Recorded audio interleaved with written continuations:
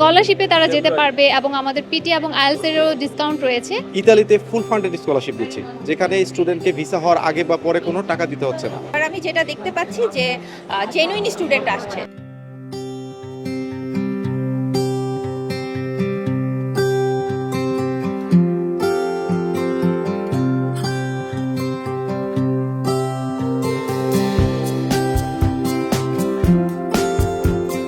আমরা চাই যে এটা আরও হোক, এই প্রোগ্রামটা আরও অনেকবার হোক, কারণ স্টুডেন্টরা সেক্ষেত্রে যারা মিস করে যাবে তারা যেন প্রতিবারই নিজেদের ডিসিশনটা নিতে পারে এই এক্সপোর মাধ্যমে। অ্যাকচুয়ালি আমরা কাউন্সেলিং দিচ্ছি, পাশাপাশি ওরা কোন ইউনিভার্সিটিতে যাবে এবং স্কলারশিপে তারা যেতে পারবে এবং আমাদের পিটি এবং আইএলটিএস এরও ডিসকাউন্ট রয়েছে।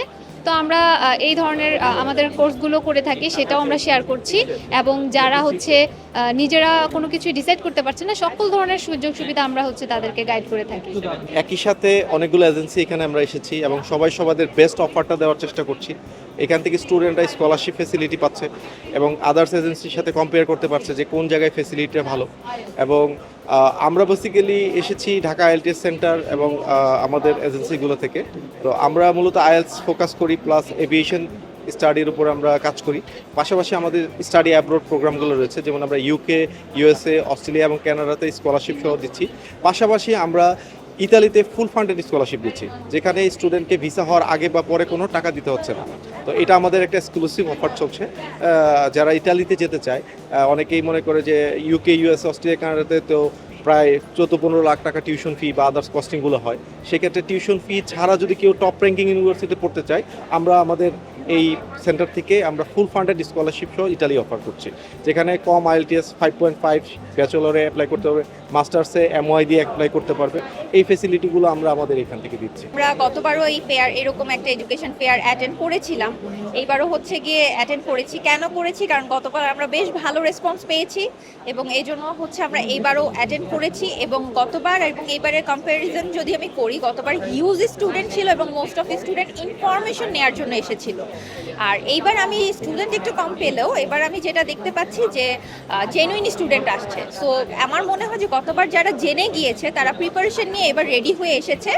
সো আমি এডুকেশন ফেয়ারটা যেটা হয় সেটা গিয়ে আমাদের কাউন্সিলরদের জন্য বেস্ট। এই জন্যই মনে হয় যে অ্যাট এ টাইম অনেকগুলো স্টুডেন্ট আমরা পাচ্ছি, বিভিন্ন কান্ট্রি ইনফরমেশন দিতে পারছি, আমরাও জানছি যে জানতে পারছি কোন স্টুডেন্ট, কোন লেভেলের স্টুডেন্ট, কোন ক্যাটাগরির স্টুডেন্ট কি জানতে চায়, কোন কান্ট্রি নিয়ে তারা বেশি ইন্টারেস্টেড, সো দ্যাট আমরা ওইভাবে আমাদের অর্গানাইজেশনকে প্রেজেন্ট করতে পারি। প্লাস স্টুডেন্টদের দিক থেকে যদি আমি বলি, অ্যাট এ টাইম অনেকগুলো কান্ট্রি নিয়ে একসাথে জেনে যাচ্ছে। সো তাদের ফিউচারটা তারা কিভাবে সেট করবে ইনফরমেশন নিয়ে বাসায় গিয়ে গিয়ে ডিসিশন মেক করতে পারছে। সো দেখা যায় যে রিস্কটা কমে যাচ্ছে। আমাদের দেশের শিক্ষার্থীরা এখন বিশেষ করে অনলাইনের যে জগৎ, অনলাইনের কারণে, সামাজিক মাধ্যমের কারণে সারা পৃথিবী সম্পর্কে অনেক কিছু জানছে এবং বুঝছে, দেখছে এবং নিজেদেরকে ডেভেলপ করার জন্য, পৃথিবীতে উন্নত নাগরিক হিসেবে গড়ে ওঠার জন্য শিক্ষার তো কোনো বিকল্প নেই। তো সেই শিক্ষার উন্নয়নের জন্য কোন দেশে সে পড়াশোনা করলে সবচেয়ে ভালো স্কিল ডেভেলপ করতে পারে, কোন দেশে পড়াশোনা ভালো সুযোগ আছে, কোথায় ভালো স্কলারশিপ আছে, এগুলো নিয়ে অনেক রকমের কৌতূহল থাকে, কিন্তু অনেক সময় সেগুলো জানতে পারে না। এরকম এক্সপোতে যখন আসবে, এসব মেলায় যখন আসবে, তখন সে সারা পৃথিবীর বিভিন্ন দেশ সম্পর্কে সে জানতে পারবে, সে কোন দেশে পড়তে চায়, সেখানে টিউশন ফি কেমন, কী সুবিধা আছে, কী অসুবিধা আছে, জব ফ্যাসিলিটিস কেমন আছে, প্রত্যেকটা জিনিস এখানে যদি আসলে সে জানতে পারবে। কারণ এখানে অনেকগুলো স্টল আছে, অনেক রকমের মানুষ এখানে আছে, বিভিন্ন দেশ নিয়ে এরা কাজ করছে। আমাদের জানার জন্য যা দরকার বা স্টুডেন্টের জন্য যা দরকার, একটা জায়গায় এসে আমরা সেটা খুব প্রপারলিভাবে ভালোভাবে জানতে পারতেছি। আর যদি বলতে চাই যে আমাদের এখানকার এই ফেয়ার প্রয়োজন আছে কিনা, তাহলে আমি বলবো যে অবশ্যই আমাদের বাংলাদেশের মতো কান্ট্রির জন্য এটা মাঝে মধ্যে এই ফেয়ারগুলো হলে আমরা যারা বাইরে যাওয়ার জন্য চেষ্টা করতেছি তাদের জন্য খুবই উপকার।